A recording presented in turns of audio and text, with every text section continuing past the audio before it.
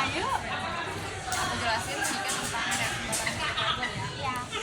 Reaksi pembakaran ini dibagi jadi dua, ada reaksi pembakaran sempurna sama reaksi pembakaran tidak sempurna. Reaksi pembakaran sempurna itu reaksi di mana oksigen yang dihasilkan itu cukup dalam proses pembakaran sehingga hasil dari reaksi pembakaran sempurna itu adalah karbon dioksida atau CO2 juga uap air atau H2O. Nah, tapi reaksi pembakaran sempurna ini juga punya dampak, yaitu karena reaksi pembakaran sempurna menghasilkan CO2 yang merupakan gas rumah kaca, hal ini sangat berpengaruh pada peristiwa efek rumah kaca. Nah, kalau yang kedua itu reaksi pembakaran tidak sempurna. Reaksi pembakaran tidak sempurna itu reaksi di mana oksigennya itu nggak cukup dalam proses pembakarannya sehingga menghasilkan CO juga uap air atau H2O. Dampak dari reaksi pembakaran tidak sempurna itu adalah CO atau karbon monoksida itu akan berikatan dengan hemoglobin sehingga akan mengganggu fungsi hemoglobin dalam mengikat oksigen. Di reaksi pembakaran ini ada persamaan-persamaannya. Aku jelasin ya. Nih ya, aku jelasin. Kita ambil contoh dari propana. Propana itu kan atom C-nya itu kan ada 3 ya, cuma 3. Nah, dia juga termasuk ke alkana. Rumus alkana itu CnH2n plus 2. Nah, jadi rumus dari propana itu C3H2, N-nya 3, kita ganti jadi 3, tambah 2. Jadi C3H8. Nah, karena dia sempurna dalam pembakaran itu berarti dia bereaksi dengan O2, menghasilkan pembakaran sempurna menghasilkan CO2 juga uap air atau H2O. Nah, tapi kita harus seimbangin dulu. Atom yang ada di sini juga harus sama dengan atom di sini. Atom C di sini ada 3, sedangkan di sini cuma ada 1, kita kali 3. Nah, atom H di sini ada 8, sedangkan di sini ada 2. 8 dibagi 2. Nah, atom O di sini atom oksigen itu ada 2, di sini ada 4. 2 dikali 3 6. 4 dikali 1 4. Berarti 6 tambah 4 10. 10 dibagi 2 5. di sini begini.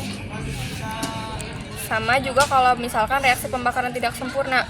Reaksi pembakaran tidak sempurna, tadi propananya kita udah tahu kan ya, propana itu C3H8 bereaksi dengan O2 menghasilkan CO dengan uap air atau H2O.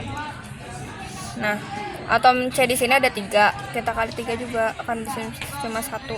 Terus sini ada 8, 8 dibagi 2. Nah, atom oksigen di sini ada 3 kali 1 3 ditambah 4 kali 1 4. Jadi 7 dibagi 2. 7 per 2 aja kita tulis ya. Gini. Jadi bedanya pembakaran sempurna itu menghasilkan CO2 sedangkan tidak sempurna menghasilkan CO. Benar. Udah sih segitu aja dari reaksi pembakaran hidrokarbon.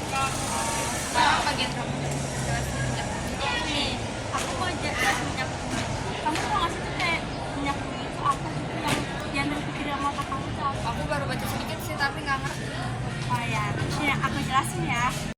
Minyak bumi itu tuh kayak campuran kompleks senyawa organik yang terdiri dari senyawa hidrokarbon dan non-hidrokarbon yang berasal dari sisa mikroorganisme seperti tumbuhan, binatang yang tertimbun lama banget seperti beribu-ribu tahun. Nah, di minyak bumi juga memiliki proses minyak bumi itu terbentuk dari penumpukan berbagai macam sisa organisme seperti tadi hewan, tumbuhan, dan jasad-jasad renik yang sudah tertimbun lama banget, yang sudah tertimbun lama bersama lumpur. Nah, lumpur tersebut akan berubah menjadi berbagai batuan sedimen yang berpori, sedangkan sisa-sisa organisme akan bergerak ke tempat yang tekanannya rendah dan terkumpul pada sebuah daerah perangkap, yaitu batuan kedap. Gas alam, minyak, dan air akan terakumulasi sebagai deposit minyak bumi pada rongga bagian atas, dan gas alam, sedangkan cairan minyak menguap di sisi deposit air. Nah, misalkan kita urutin, jadi nih ya, lihat ya, jasad renik yang terkubur bersama lumpur itu akan diproses di bawah tanah.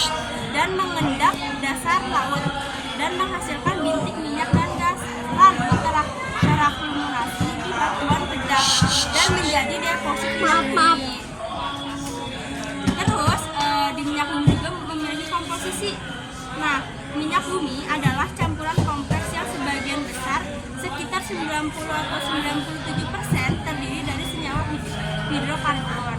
Hidrokarbon yang terkandung dalam minyak bumi terutama adalah alkana, sedangkan sisanya adalah sikloalkana, alkena, albuma, dan senyawa aromatik. Komponen kecil lainnya selain hidrokarbon adalah senyawa-senyawa karbon yang mengandung oksigen, belerang, ataupun nitrogen. Di situ di minyak bumi juga memiliki proses untuk memperoleh minyak bumi perlu dilakukan proses pengeboran. Minyak bumi yang ditemukan biasanya akan bercampur dengan gas alam. Minyak bumi yang telah dipisahkan dari gas alam berbentuk cairan kental hitam dan bau, disebut minyak mentah. Minyak mentah ini kan masih belum bisa dimanfaatkan kan secara langsung. Oleh karena itu perlu dilakukan pemurnian atau review dengan ditilasi bertingkat. Prinsip ditilasi ini adalah pemisahan komponen-komponen campuran berdasarkan titik didih sehingga diperoleh kelompok-kelompok komponen dalam rentang titik didih tertentu disebut fraksi-fraksi. Manfaat minyak bumi juga tuh kayak bisa jadi bahan bakar kendaraan, bahan baku industri, kayak bisa buat perabotan rumah tangga gitu. Habis itu hingga sebagai bahan produk kecantikan dan kesehatan. Sekian yang dapat kami sampaikan. Kurang lebihnya mohon maaf. Wassalamualaikum warahmatullahi wabarakatuh.